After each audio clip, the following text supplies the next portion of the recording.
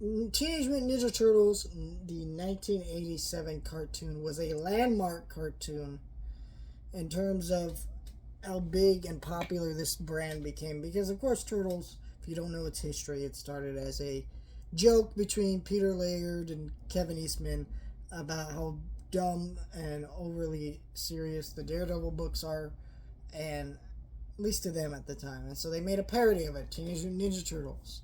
And that parody became an independent comic book sensation that they later adapted, that they later went to Playmates to get licensed for toys, and then they said, well, we really want to make it a series first.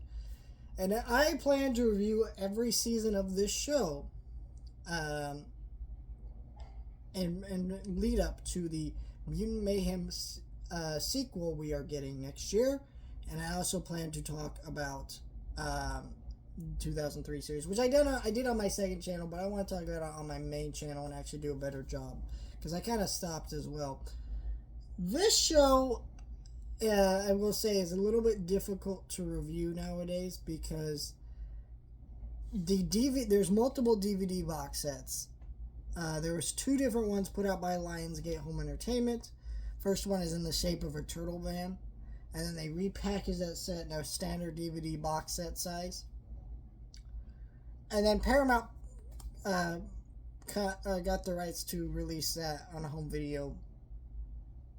And that version and all the other versions all have the same problem where all the episodes are out of order. So I will say, if there's any episodes that I talk about in these videos that are not in the correct episode order, there's not really much I can do about that other than look up the correct episode order and go through disc to disc all over the place, jumping around disc, which I don't want to do.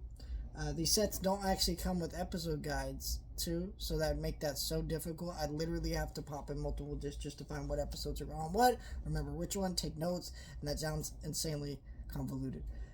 These first couple seasons, it is pretty easy though to do because season 1 and 2 are organized in the correct order. So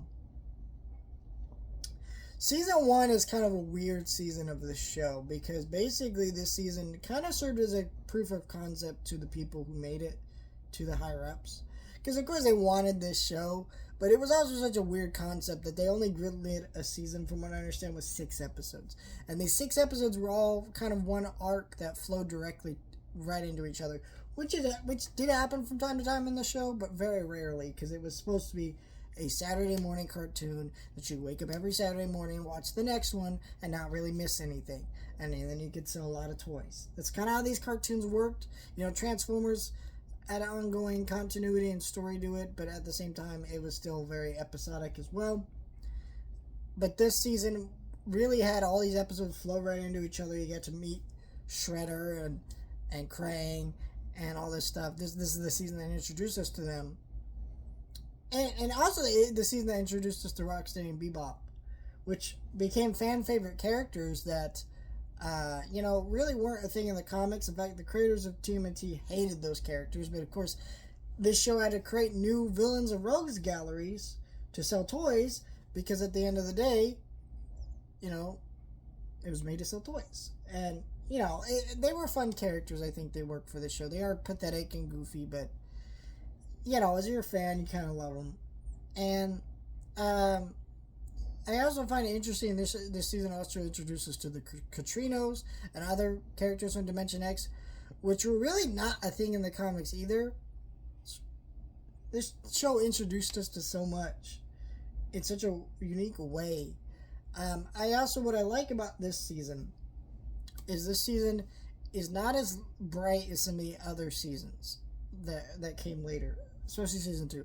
Basically, what happened with this season, they had a higher quality animation studio to kind of show this as a proof of concept, and then the studio funding all this really just wanted to move it to another animation studio to make it lower budget, and they did that. And we'll talk about that with season 2 how that turned out, but definitely in this season it's a noticeable upgrade. I mean, literally the first episode of season 2 I was watching was like Leonardo's voice comes out of Raphael's face because those kind of animation errors happen constantly, and you see that a lot in season 2, but you don't really see that as much here because it's higher quality animation. It's not perfect animation, it's still very cheesy TV 80s animation, but it's still definitely better than it was.